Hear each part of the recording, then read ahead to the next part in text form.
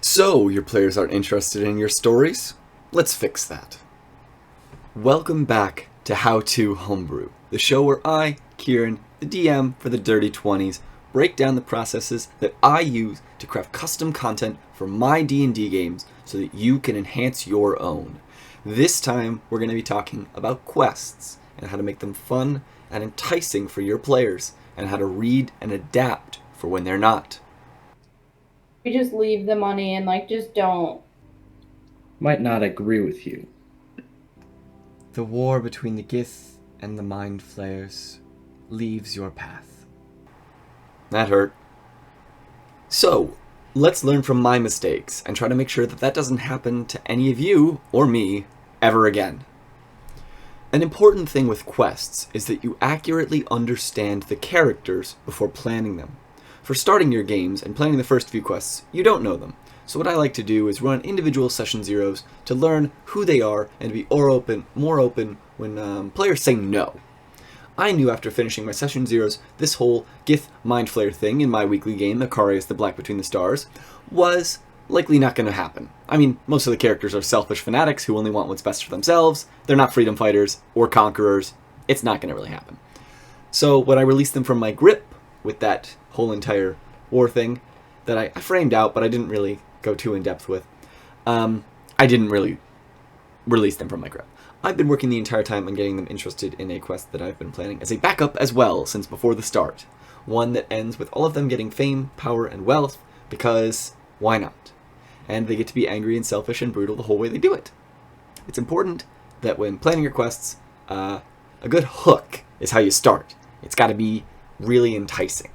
If you understand your players' characters, you will know generally what's appealing to them. Usually it's power, knowledge, wealth, love, fulfillment, or something like that.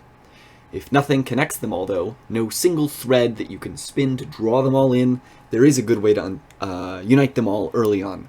It's to piss them all off. Kill someone they love. Steal from them. Taunt them. Make them feel like everything is their fault. If they walk into a place of their own choice, have them walking through that door summon the end of the world. And also, something important, is that after doing it 2 campaigns in a row, give your villains a damn face, have them look your players in the eyes, and make them see red. When choosing your plot hook, have your villains break into their room in the night, take their bag with some important MacGuffin in it, and run. Or have them kill someone and blame the party. Or worst of all, have them charm the little kobold the party adopted as their child, and have that kobold do something horrible, so that the party has to prove their innocence and capture the villain to face justice. Then sit back and rely on the party to find the motivation to do your quest. If they bite, you know you did good. If they don't, consider reworking as much of that quest into another story as you can, and change the hook to something else. It's up to you to find what motivates your players. I can only give suggestions from my own experiences. Now that your players are interested, let's get on to my processes for writing a quest. This also kind of functions as a how-to homebrew one-shots, I guess, but let's keep going. So, when planning a quest, determine how many phases you want it to have. Phases, as I call them, can be roughly defined as travel, investigation, and combat. Travel is pretty self-explanatory. It's the time getting to the quest. There can be random encounters, travel complications, and inter-party conversations. The last one you may really have to encourage more than allow them to say. Say something like, hey, you're on the road for a week. Are there any questions any of you want to ask the others? Or any games that you want to play? Or any stories that you want to tell to everyone else to let them know who you are a little bit more? Good complications for the road can be weather. Think of how temperature and storms can affect travel depending on the environment. Another could be migrating wildlife. Think of how a herd of buffalo or something could stop a party dead for a day, or not be a problem at all because they have a druid or ranger. And lastly, for travel, random encounters on the way to the quest. These can be anything. A horde of orcs, a school of weresharks, a gobbo of gobbos. If you're struggling to come up with ideas for encounters, look to the published one in Xanathars for ideas to build on, or look online. There's so many random encounter tables published out there for you to borrow from, but just make sure that they make sense for the game that you're running and the environment that they're passing through. Consider the ecology and ethology for the area, how it would have impacted a species over time, and what impact that species would have on their environment. If you're running a one-shot, only have there be one little travel phase at the start. I've been in one-shots that don't end up being one-shots because you have to turn them into 2 or 3 shots because you spent 2.5 hours holding your boat together against a storm that kept spitting up monsters and other BS at you.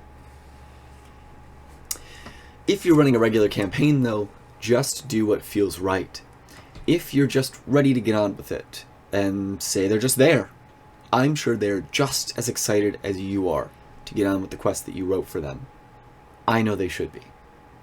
For the investigation phase, this is the main section of the quest, where they're uncovering mysteries and connecting pieces of the puzzle. Since this is not How to Homebrew Dungeons, our example quest is going to be a mystery. At a generic, non-copyright infringing tavern, our party watches as outside the window an explosion rocks the street outside. They run out to try and see more, finding a necklace with a strange symbol near the blast center, tied around a strange stone. The guards start rounding up everyone nearby, including trying to apprehend the party.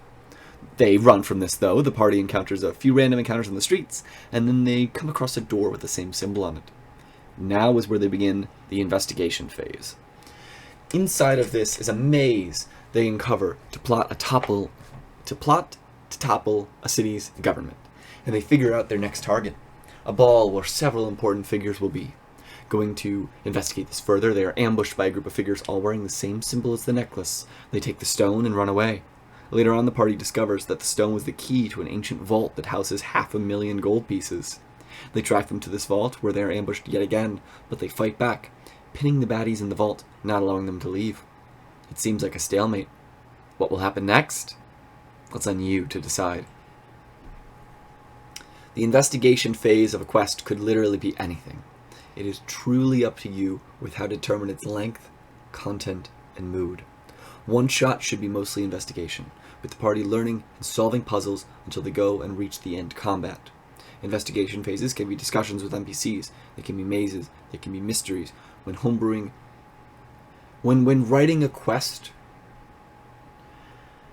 you can literally start anywhere and take it anywhere. The investigation phase is what ties it all together.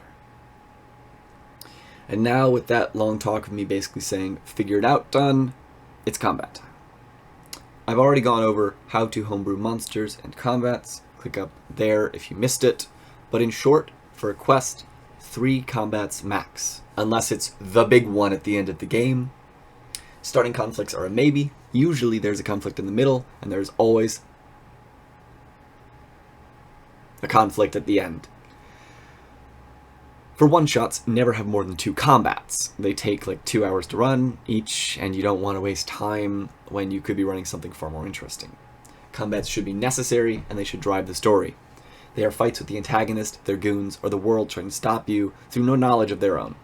See the guards from above who have no clue what's going on, but want to, and they start rounding people up for questioning. And that is how I homebrew quests for my games.